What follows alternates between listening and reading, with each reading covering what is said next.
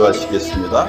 사랑의 아버지 하나님, 은혜에 감사를 드립니다. 저희로 하여금 예배 가운데 있게 하시고 또한 허락된 시간에 주님의 말씀이 선포되게 하심에 감사를 드립니다. 하나님, 부족한 종이 입술을 열어 말씀을 선포할 때 인간의 모습은 감춰주시고 오직 주님의 뜻에 맞는 귀하고 귀한 말씀만이 선포되어 이 말씀 따라 저희가 힘을 얻어 나갈 수 있도록 인도하여 주시옵소서. 모든 걸 주께 의탁하며 예수 그리스도의 이름으로 간절히 기도 올리옵나이다. 아멘. 오늘 말씀의 제목은 내 믿음이 크도다라고 하는 말씀입니다. 저희가 지난주 수련회를 다녀왔습니다. 다녀오신 분은 얼굴이 환하게 탔으니까 화나다는 표현을 하고 얼굴이 깜짝해가지고 못 갔다 오신 분이 또 계시는데 아쉽습니다. 우리 다음에는 기회가 꼭 돼서 함께 수련회를 했으면 좋겠어요. 여름마다 저는 교회에서 이런 행사를 할 때마다 교회란 무엇일까 과연 교회가 무엇이길래 같이 세상에서 보면 이해가 안 될 거예요. 그 고생을 하며 그곳에 모여서 또 밥이나 제대로 먹을 수 있겠어요. 지금이야 잘 음식을 하지만 제가 청년 때만 하더라도 수련회를 가면 다 이고 지고 갔어요. 심지어 골로도 가져가고 가스통도 가져가고 그래서 그 땡볕에 천막을 쳐놓고 선발대라고 먼저 가서 화장실도 하고 텐트도 치고 비 오면 홀딱 젖고 요즘처럼 2박 3일 1박 2일도 아니잖아요. 4박 5일. 그러니까 제가 기억나는 건 예전에 그 덕족도라는 곳에 갔는데 태풍이 일어가지고 배가 못 나오는 바람에 거기서 갇혔어요. 이틀을 더. 섬이니까 물이 없잖아요. 나중에 씻어야 되는데 다 안 씻는 거예요. 그래서 이제 올라오는 날 씻는데 어떻게 하냐면 사이다가 남았더라고요. 근데 그 거품을 빼가지고 전도사님이 이렇게 했고 따라해봐? 우리 이렇게 했어요. 전부 다 따라했죠. 그랬더니 다 이렇게 배에 탔더니 이 눈썹 밑에 설탕 덩어리가 묻혀 허옇게 됐다 그랬거든요. 참 교회란 뭘까? 교회가 무엇이길래 그 고생을 하면서도 그 어려운 여건. 여러분도 사실 여기가 저희가 이렇게 쾌적한 환경은 아니잖아요. 멀리서 오셔야 되고 이러고. 앞에 서 있는 이 목사가 대단한 사람입니까? 무슨 제가 무슨 권위가 있다고 여러분이 제 말씀 속에 함께 하려고 이렇게 오시겠어요? 제가 교회란 무엇일까라고 하는 생각을 할 때 정말 여러 가지 이 질문이 있지만 제가 먼저 가장 고백할 수밖에 없는 건 믿음의 공동체라는 거예요. 우리가 믿음의 공동체이기 때문에 교회가 무엇인가라고 하는 물음 앞에 기꺼이 우리는 믿음의 공동체이기 때문에 한 하나님을 믿고 그 하나님을 찬양하며 그 하나님이 허락하신 일을 우리가 함께 모여 감당하는 것. 그래서 교회는 이 믿음이 없이는 불가능한 믿음의 공동체가 교회다라는 고백을 할 수밖에 없습니다. 그래서 교회에 나오면 자연스럽게 믿음 얘기예요. 오죽하면 이 믿음이 사람 이름으로 쓰이잖아요. 요새 믿음이라는 이름 쓰는 사람들이 굉장히 많아요. 성경에서 이 믿음의 중요성은 굉장히 중요합니다.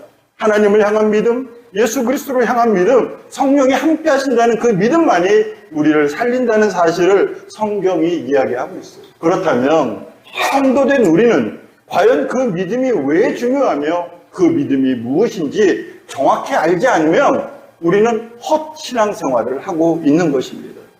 오늘 함께 나눌 말씀의 제목도 내 믿음이 크도다입니다. 여러분, 믿음의 크기가 있다는 사실을 이해하십니까? 아니면 믿음이면 믿음이지 거기에 무슨 크기가 있어? 크고 작음이 있어?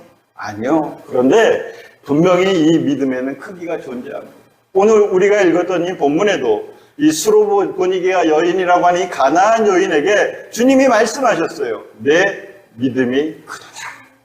예수님이 갈릴리 호수를 건너오실 때 무리를 건너온 걸 보고 베드로가 그러잖아요. 주님, 저도 걷게 해주세요. 그래서 와 그랬어요. 근데 무리를 막 걷다가 출렁이는 파도를 보고 겁이 나서 물에 빠질 때 주님이 베드로를 건지시면서 뭐라고 얘기하셨어요? 믿음이 작은 자여 왜 의심하느냐. 성경의 말씀을 토대로 본다면 분명히 믿음이 작고 크고라고 하는 크기가 존재한다는 사실을 먼저 우리가 알아야 합니다. 사랑하는 여러분, 그렇다면 우리 손 한번 가슴에 얹어봅시다. 대답은 하지 마세요. 내 믿음은 클까요? 작을까요? 또 표정이 목사님 왜 정말 굳센맘 먹고 예배 드리러 왔는데 왜 저희를 시험에 들게 하십니까? 그러고 여러분, 우리의 믿음의 크기에 대해서 하나님 앞에 정말로 묻고 대답해야 돼요. 그렇다면 믿음의 정의가 먼저 중요합니다. 알아야 그것이 크고 적은지를 분간할 수 있으니까요. 믿음의 정의를 사전적으로 보면 이렇습니다. 대상의 상태나 행위가 꼭 그럴 것이라고 여기는 것, 확신하는 것이 믿음이래요. 이게 사전적 의미예요. 자, 그런데 여기서 어떤 대상, 이 대상은 내가 상대할 대상을 말합니다. 그리고 그 대상의 상태의 행위가 꼭 그러할 것이라고 확신하는 게 믿음이래요. 즉 내가 상대하는 누군가가 그 행위가 그 상태가 꼭 그럴 것이라고 믿는 게 믿음이라고 한다면 이 정의를 교회에 있는 성도들 입장에선 이렇게 표현할 수 있지 않을까요? 한번 함께 고백해 봅니다. 시작. 하나님의 상태나 행위가 꼭 그러할 것이라고 확신하는 것. 네, 이게 믿음의 출발이에요. 그런데요, 여기서 중요한 게 있어요. 그것이 무엇이냐면 이 믿음이 내 뜻대로가 아니에요. 하나님의 뜻이에요. 하나님의 뜻에 의해서 꼭 그러할 것이라고 확신하는 게 믿음이라는 거예요. 여러분, 다른 종교는요, 죄송합니다. 제가 다른 종교를 폄하하려는 게 아니라 비교하는 거예요. 대부분의 종교는요, 사람이 신에게 어떻게 해요? 만들어가는 거예요. 그래서 어떻게 하냐면 사람의 의도대로 이 신이 내 말을 잘 듣기 위해서 이 신이 정해놓은 규칙을 막 만들려고 새벽에 일어나서 공용하고 막 그렇게 하잖아요. 그런데 기독교는요, 그게 아닙니다. 우리가 하나님의 뜻대로 가는 것이 기독교예요. 여러분, 이거 잘 구분해야 해요. 그래서 기독교에서, 특별히 개신교에서 이 믿음에 대한 얘기를 정말로 강조하는 이유는 출발이 다른 거예요. 다른 종교는 인간의 필요에서 신을 만들었다라고 접근할 수 있지만 우리가 믿는 하나님은 그렇지 않습니다. 하나님께서 원하시는 이 우주 삼라 만상 속에 창조된 우리가 그 하나님의 뜻대로 살아가는 것이 우리의 기독교라는 거예요. 여러분, 차원이 틀려요. 여러분, 자꾸 다른 종교와 여러분의 신앙생활을 막 혼돈해서는 안 돼요. 제가 오늘 이 파워포인트에 띄웠던 이신칭이라고 하는 이 말은 굉장히 중요한 거예요. 믿음으로 우리가 의롭다 칭함을 받는 것. 이 이신칭의의 고백이 여러분 잘 아는 종교개혁의 출발점이자 완성이잖아요. 사도 바울은 이 이신칭의, 즉 믿음에 대해서 어떻게 이야기하냐면 로마서 1장 17절과 5장 1절의 말씀으로 이렇게 선포합니다. 먼저 1장 17절을 제가 봉독합니다. 복음에는 하나님의 의가 나타나서 믿음으로 믿음에 이르게 하나니 기록된 바 오직 의인은 믿음으로 말미암아 살리라 함과 같으니라. 아멘. 5장 1절 말씀 여러분이 함께 봉독해 봅니다. 시작. 그러므로 우리가 믿음으로 의롭다 하심을 받았으니 우리 주 예수 그리스도로 말미암아 하나님과 화평을 누리자. 아멘. 사도 바울은요, 이 믿음의 중요성을 그렇게 얘기했어요. 이 믿음만이 우리를 의롭다 하게 한대요. 그리고 이 믿음으로 우리가 의롭다 함을 받았기 때문에 그 안에서 하나님이 허락하신 화평이 임하게 된다는 거예요. 그런데 여러분, 이 중요한 이 믿음의 내용 안에 그러면 무엇을 믿느냐 이거죠. 무엇을 믿어요? 그것이 바로 로마서 3장 21절의 고백입니다. 함께 봉독해 봅니다. 시작. 곧 예수 그리스도를 믿음으로 말미암아 모든 믿는 자에게 미치는 하나님의 의인이 차별이 없느니라. 아멘. 우리가 믿는 것이 무엇이냐면 예수 그리스도를 믿는 거예요. 예수가 그리스도 되신 것, 예수가 구세주 되시는 걸 믿는 것이 믿음이라는 거예요. 여러분, 이 사실을 고백하십니까? 아멘. 굉장히 중요한 출발점이에요. 예수님이 하나님이심을 아시잖아요. 그 하나님이 인간의 몸을 가지고 이 땅에 오신 게 성자 하나님의 사랑이시잖아요. 그리고 그 성자 되신 예수님이 어떻게 하셨어요? 우리의 죄를 대신해서 십자가에 죽으시고 3일 만에 부활하셔서 우리에게, 너희에게 죄 사함 이후에 이러한 부활의 몸이 영원히 있을 것이다라고 선포하셨잖아요. 그것이 복음이잖아요. 우리는 그 복음을 믿는 거예요. 믿음은요, 그 예수 그리스도가 나의 구세주됨을 믿고 내가 그렇게 마땅히 살아가는 고백이 하는 것이 믿음이라는 것입니다. 그래서요, 주는 그리스도시요 살아계신 하나님의 아들입니다라고 하는 베드로의 고백은요, 립서비스가 아니에요. 오직 그 예수 그리스도를 믿는 믿음이 있는 사람이라면 마땅히 당연히 삶으로 그 고백이 이루어지는 것입니다. 여러분, 제가 이렇게 믿음에 대해서 장황하게 설명을 드린 이유는 이게 우리의 출발이자 우리의 종착점이기 때문입니다. 오늘 말씀은 이 진정한 믿음의 의미가 무엇인지, 그리고 그 믿음의 크기가 무엇을 의미하는지를 담고 있는 본문의 말씀이에요. 오늘 본문에서 예수님은 갈릴리 사역을 잠시 중단하시고 이방 지역인 두로와 시돈으로 들어가면서 생겨난 일입니다. 오늘 본문 21절 말씀이 이렇게 시작됩니다. 예수께서 거기서 나아가사 두로와 시돈 지방으로 들어가시니, 이렇게 되어 있어요. 이 두로와 시돈 지방은 지금 어떤 곳이냐면 지중해 근안에 있는, 여러분 지도가 보이세요? 저 밑에 있는 첫 번째 있는 이 배꼽처럼 되어 있는 게 갈릴리 호수예요. 예수님이 저기서 활동을 하셨는데 어찌된 일인지 오늘 본문에 보면 예수님이 제가 빨간 선으로 표시되어 있는 두로와 시돈 지방으로 가세요. 아마도 예수님께서 오늘 여러분 본문에 읽었던 읽지는 않았지만 21절, 15장 21절 앞전에 보면 예수님이 그 예루살렘으로부터 온 바리새인과 서기관들과 논쟁을 벌이십니다. 그런데 그 논쟁이 정말 쓸데없는 논쟁이에요. 주님이 짜증이 나신 거죠. 내가 이런 자들과 이런 논쟁을 해야 돼? 스톱! 그리고 제자들을 데리고 두로와 시돈 지방으로 잠시 피정을 가신 거예요. 이렇게 피난 가신 거예요. 쉬러 가신 거예요. 그것이 바로 두론과 시돈 지방이에요. 이 지역은 유대인이 살지 않습니다. 이 지역은 대대로 무역 지중해를 근원으로 하는 항구도시이기 때문에 무역도시예요. 이방인들, 즉 헬레니즘 사람들이 들어와서 무역하던 곳이에요. 이방인들이 많은 곳이죠. 특별히 여기 시돈이라고 하는 지역은요, 위에 있는 시돈은 바알이라고 하는 풍요의 신, 이 풍요의 신의 제단이 있고 그 사제들이 많이 사는 정말 이방 우상이 상골하고 있는, 오늘날로 치면 아주 번잡한 그런 국제적인 도시가 바로 이 시돈과 두로 지방이에요. 주님이 그곳에 들어가셨죠. 그런데 이 주님이 들어가신 이곳에서 한바탕 소동이 일어납니다. 22절 말씀입니다. 함께 봉독합니다. 시작. 가나안 여자 하나가 그 지경에서 나와서 소리를 질러 이르되, 주 다윗의 자손이여 나를 불쌍히 여기소서, 내 딸이 흉악하게 귀신 들렸나이다 하되, 이 지역에 살고 있는 한 이방 여인이 다가와 예수님께 소리를 질러요. 주 다윗의 자손이여 나를 불쌍히 여기소서, 내 딸이 흉악하게 귀신 들렸나이다. 참 기가 막힌 상황입니다. 이 지역을 예수님을 알 수 있을까요, 사람들이? 물론 소문에 의해서 알 수 있었겠죠. 그러니까 이 여인이 이렇게 나왔겠죠. 그런데 예수님이 이곳에 오신 것은 사역을 위해서 오신 건 아니에요. 그런데 이 여인이 갑자기 불현듯, 그 헬라어 원어를 보면 듣자마자라고 돼 있어요. 이 여인이 예수님이 들어오시는 소식을 듣자마자 달려나왔다고 해요. 그러니까 얼마나 간절히 기다렸겠어요. 이 여인이 나와서 예수님의 일행을 향해서 그렇게 막 소리 지르는 거예요.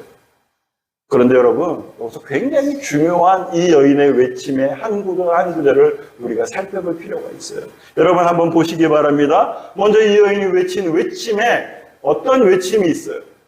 주 다윗의 자손이여, 다 이렇게 시작하잖아요. 바로 주 다윗의 자손이여라고 하는 구절이에요. 이곳이 아까 제가 어디라고 그랬어요? 이방 사람들이 사는 곳이라고 그랬잖아요. 유대인들에게 있어서 메시아의 오심은 다윗의 후손에서 온다는 것이 오래된 전통이었어요. 그래서 이들은 당연히 알아요. 우리가 학교 다닐 때 단군 신화를 당연히 알듯이, 무슨 이순신 장군이 영웅인 걸 당연히 알듯이, 이들의 머릿속에는 어릴 때부터 자, 하나님께서 우리에게 메시아를 보내시는데 그 메시아가 다윗의 후손에서 와 라는 것을 당연히 알고 있죠. 그런데 이 여인이 누구예요? 이방 여인이잖아요. 우리로 치면 저 다른 나라 여인이 우리나라 역사를 꿰차고 있는 거나 마찬가지예요. 바꿔 얘기한다면 이 여인은 이미 하나님의 계획하심과 하나님의 존재를 알고 있는 믿음의 고백이라는 거예요. 주 다윗의 자손이여 라고 하는 것은 내가 그것을 알고 있는 사람입니다. 나의 믿음의 고백을 받으소서라는 거예요. 또 이어서 외치는 소리가 있습니다. 한번 같이 노란 글씨만 한번 읽어볼까요? 시작. 나를 불쌍히 여기소서. 아멘. 이 고백은요, 전적인 주인을 향한 종들의 고백이에요. 여러분들 잘 아는 키리에 엘레이손이라고 하는 유명한 고백이 있잖아요. 주여 나를 불쌍히 여기소서, 나에게 자비를 베푸소서. 이것은 예수 그리스도가 전적인 주인임을 시인하는 고백입니다. 저는 참고로 이 고백이 여러분 생활 속에 있기를 주의 이름으로 축복합니다. 왜냐하면 이 고백이 없이는 주님 앞에 나갈 수 없기 때문에. 우리의 존재를 한번 생각해 보세요. 얼마나 불쌍한 존재예요. 그 표정이 목사님 너만 불쌍해요 그런 것 같아요. 정말 우리 불쌍하잖아요. 왜 불쌍해요? 갈 바를 모르기 때문에. 그런데 이 기도 앞에 주님은 넉넉히 우리의 갈 바를 보여주십니다.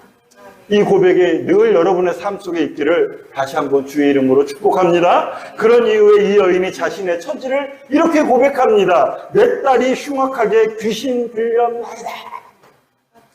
제가 아까 이 두론과 시돈 지방 이 여인이 살고 있는 지역이 어떤 지역이라고 그랬어요? 네, 세상적으로 물질이 풍부하고 향락과 제약이 넘쳐나는 그런 곳이에요. 이방신이 넘쳐나는 곳이에요. 하나님 대신에 바알이라고 하는 풍요의 신을 섬기는 그러한 도시예요. 오늘날로 치면 국제적 도시이기 때문에 어찌 보면 불편함이 하나도 없어요.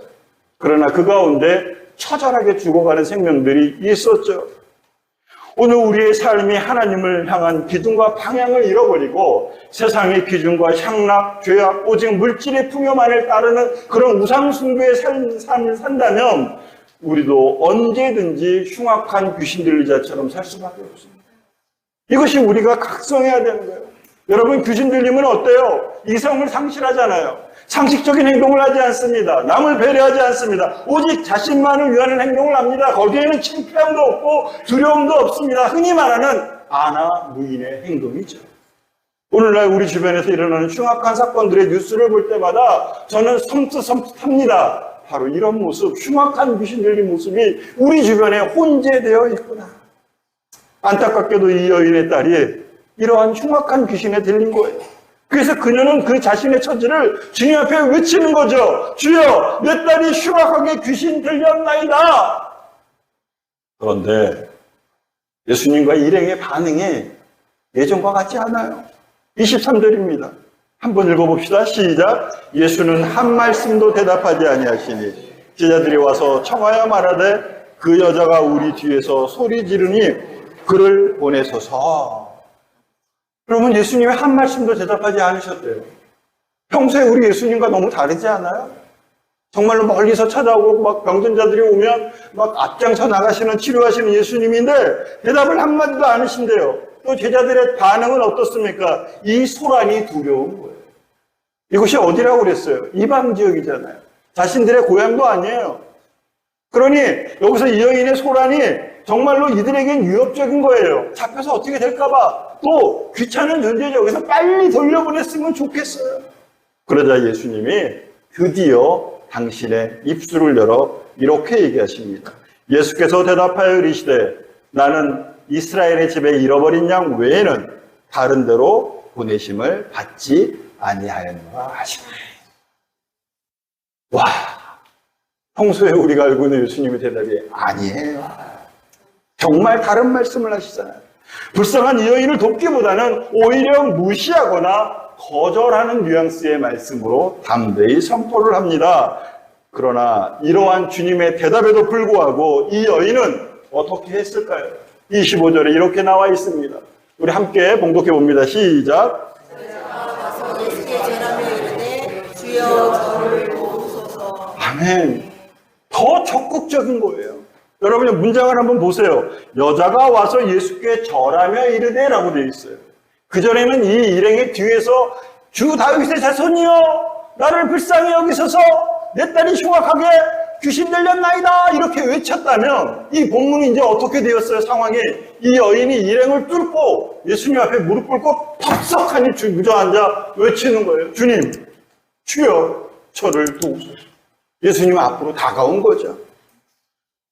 좀 전에 다윗의 자손이라고 외치던 여인의 고백이 더 적극적이 되었습니다. 주여! 당신이 나의 전부입니다. 그런데 주님을 향한 이 여인의 고백이 더 강건해지면 강건해질수록 어찌된 일인지 우리 주님의 대답은 맹맹하십니다. 26절 말씀입니다. 대답하여 이르시되 자녀의 떡을 취하여 개들에게 던짐이 마땅하지 아니하니라. 끝까지 자신의 주관이 분명함을 선포한 것이죠. 참 당혹스러운 말씀입니다. 평소 주님께서 쓰시는 표현이 아니십니다. 예수님의 이러한 표현에 대해 여러 가지 신학적 해설이 있지만 저는 오늘 이 본문을 묵상하며 이렇게 얘기하고 싶어요. 주님의 이 표현은 이 여인을 향한 말씀이기 이전에 이미 익숙해져 있는 제자들을 향한 말씀이다. 아니, 하나님의 말씀 앞에 이미 익숙해져 있는 우리를 향한, 우리를 꿰뚫는 말씀이다라는 고백이 되어줄 수밖에 없어요. 여러분, 유대 전통에 따라 이방인들은요, 개나 짐승처럼 취급하는 게 하등의 문제가 안 됐어요. 그래서 이런 표현을 쓰는 게 오히려 율법적이에요. 그러한 풍습과 전통에서 굉장히 자연스러운 거였죠. 제자들도 아마 예수님의 이 표현에 대해서 주님이 마땅히 하실 말씀을 하시는구나. 그런데 이 상황은요, 단순한 그런 상황이 아니에요. 성화 속에 나와 있는 그림의 상황을 한번 보세요. 이 예수님과 제자들과 이 가나안 여인의 이 관계는 아주 극한의 긴장된 대치의 정점을 이루고 있는 거예요. 이게 마치 영화로 본다면, 드라마로 본다면 다음 주에 점점점점 그리고 짜잔 하는 그런 극한의 상황으로 탁 내몰린 거죠. 불쌍한 처지에서 예수님 외에는 고침이 없다고 외치는 이 여인에게 예수님은 전통과 율법과 관습에 익숙한 제자들의 관점으로 딱 대립의 상황을 만들어 놓으셨어요. 그런데 이 긴장된 대치를 깨뜨리는 것은 바로 이 여인의 고백입니다. 27절 말씀을 함께 봉독해 봅니다. 시작. 주여 올소이다마는 개들도 제 주인의 산에서 떨어지는 부스러기를 먹나이다. 아멘. 자신을 향한 모욕적인 말, 거절의 상황을 반전시키는 놀라운 믿음의 고백이 여기서 등장합니다. 여러분 같으면 이러한 상황 어떻게 대답하겠어요? 에이, 뭐 이런 경우가 다 있어. 들리는 소문에 의하면 병자들 다 고쳐준다며, 5,000명을 먹이고도 남았다며, 무리를 걸어간다며, 불쌍한 자의 친구라고 얘기한다며, 근데 이렇게 무시해? 에이, 필요 없어. 아마 저 같아도 그랬을 것 같아요. 제가 이 말씀을 준비하면서 정말 창피해졌어요. 제가 하나님 앞에 어떤 기도의 문제를 놓고 기도하고 있는데 갑자기 주님이, 뭐 주님까지 얘기하면 좀 그렇다 치더라도 제 동료 목사님이, 제가 존경하는 목사님이 와갖고 어깨를 툭툭 치면서 저 목사, 하나님 그 기도 안 들어줘. 그럼 제 반응이 어땠을 것 같아요? 뭐 이런 사람이 다 있어? 뭐 이랬을 것 같죠. 하지만 모욕을 모욕으로 받아들이는 순간 그 관계는 단절되게 돼 있고요. 거절을 거절로 받아들이면 그곳에 분쟁이 일어날 수밖에 없는 것이 너무나 지당한 사실이죠. 만약 이 여인이 예수님의 무시와 예수님의 거절과 이 모욕을 그대로 받아들였다면 오늘 성경의 기록은 존재하지 않았을 것입니다. 이 여인은요, 모욕적인 말과 거절의 상황을 자신의 믿음의 품으로 부둥켜 안은 것입니다. 그러자 어떠한 상황이 일어납니까? 극한의 대치를 이뤘던 상황이 갑자기 자유의 공간이 생기고 그곳에 평화가 임하게 되며 이어서 하나님의 놀라운 은혜가 함께하게 되는 것입니다. 사랑하는 여러분 주님 앞에 기도하실 때에 때로는 우리가 그리스도로 살아갈 때에 모욕적인 일을 당할 수 있어요. 거절의 상황에 직면할 수도 있고요. 정말 어찌 이렇게 이런 일이 나에게 일어날 수 있지? 네, 있을 수 있습니다. 그러나 그 상황 앞에서도 이 여인과 같은 간절한 믿음으로 주님 앞에 고백되어지기를 축원합니다. 그럴 때 주님은 우리를 향해 이렇게 이 여인에 대한 고백으로 위로하십니다. 28절 함께 봉독해 봅니다. 시작. 이에 예수께서 대답하여 이르시되 여자여 내 믿음이 크도다 내 소원대로 되리라 하시니 그때로부터 그의 딸이 나으니라. 아멘. 결국 이 이방 여인은 자신을 향한 극한의 모욕과 거절과 멸시의 상황을 주님을 향한 믿음으로 부둥켜 안자 본인이 그토록 갈망했던 흉악한 귀신 들린 딸이 고침을 받습니다. 그리고 더 귀한 것은 주님의 선포예요. 이 여인에게 뭐라고 얘기했어요? 내 믿음이 크도다. 성경에서 이 믿음이 크도다라고 고백하는 것은 오늘 이 여인과 또한 마태복음 8장에 나오는 로마 장교 백부장의 선포 외에는 존재하지 않습니다. 놀라운 이 내 믿음이 크도다의 하나님의 선포를 받아낸 것이죠. 사랑하는 여러분, 하나님을 향한 우리의 믿음, 주님을 향한 우리의 믿음이 커지기를 소망하십니까? 아멘. 그렇다면 더 이상 내 삶의 기준과 세상의 기준으로 살아가지 마십시오. 성공의 척도와 행복의 기준을 세상 가치에 둔다면 우리에게 다가오는 멸시와 거절과 이 모욕의 상황을 우리는 믿음으로 극복할 수 없습니다. 때로는 어리숙해 보이고 때로는 세상적으로 볼 때 손해보는 것 같고 전혀 능력이 없어 보이는 것 같지라도 우리의 믿음이 작은 믿음으로 시작되는 상황임을 잊지 마시기 바랍니다. 우리 믿음의 조상이라고 칭하는 아브라함의 삶이 그 비밀을 알려주고 있어요. 여러분, 히브리서 기자의 이 아브라함에 대한 고백이 이렇게 고백되고 있습니다. 히브리서 11장 8절 함께 봉독해 봅니다. 시작. 믿음으로 아브라함은 부르심을 받았을 때에 순종하여 장래 유업으로 받은 땅에 나아갈새 갈 바를 알지 못하고 나아갔으며. 아멘. 우리가 아브라함 그러면 어떻게 생각했어요? 믿음의 조상. 와, 이 사람은 본래부터 믿음이 대단했나 보다. 우리 그렇게 선입견을 갖고 있죠. 그러나 그렇지 않습니다. 히브리서 11장 8절에 보면 이렇게 돼 있어요. 믿음으로 아브라함이 부르심을 받았을 때 그는 뭐라고요? 갈 바를 알지 못하고 나아갔다. 이렇게 돼 있어요. 우리의 신앙생활도 그와 같을 수 있습니다.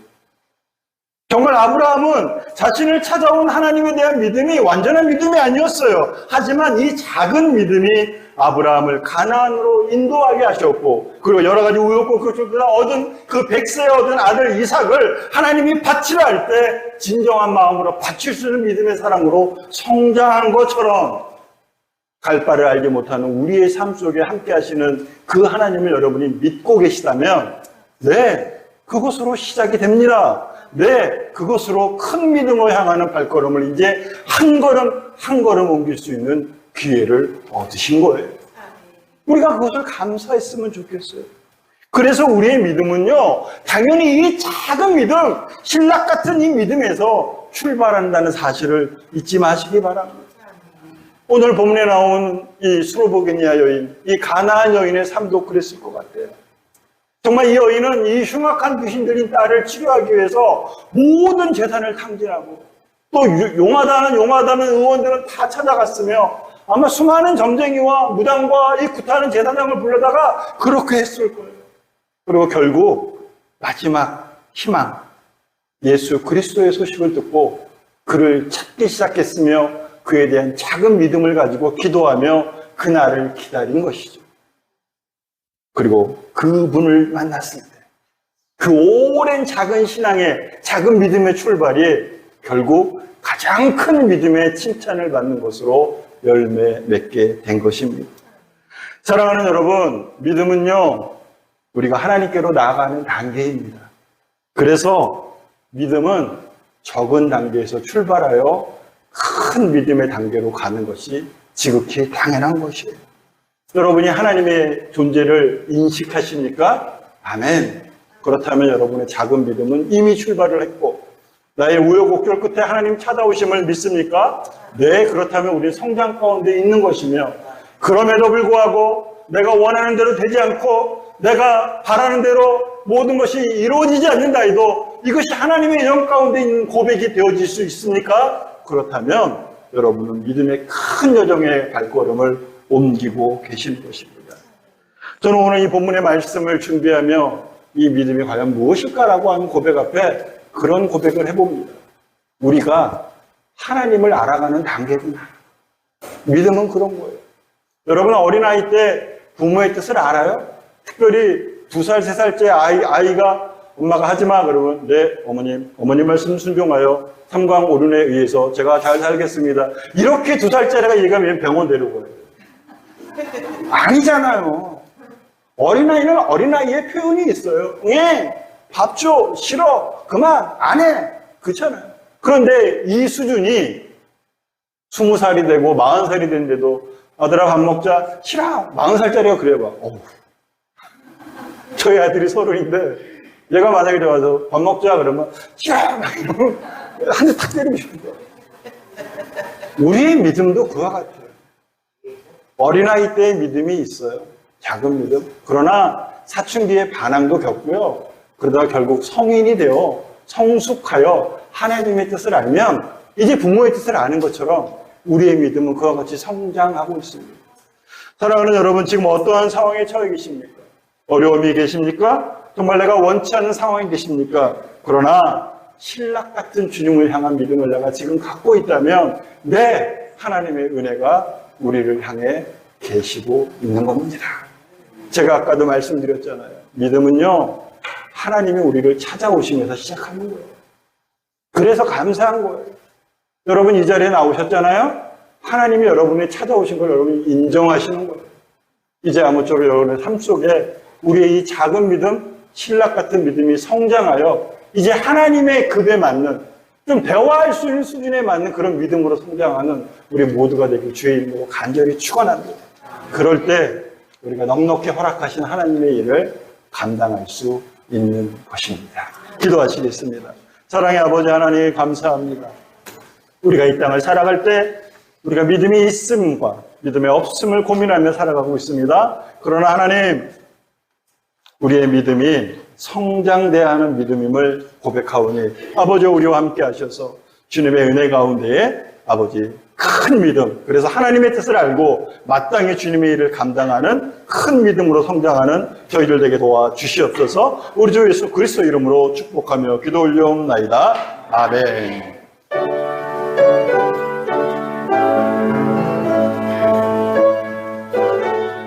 이제는 우리 주 예수 그리스도의 은혜와 하나님 아버지의 무궁하신 사랑하심과 성령님의 강화감동 인도하심이 오늘 이 예배를 통해서 정말로 내 환경은 감사할 것이 없고 정말 멸시와 모욕과 거절의 상황이지만 주님을 향한 작은 믿음 다시 보여지 않고 살기로 결단하는 우리들 위해 이 교회 위에 이제로부터 영원토록 함께 하시기를 간절히 축복하옵나이다.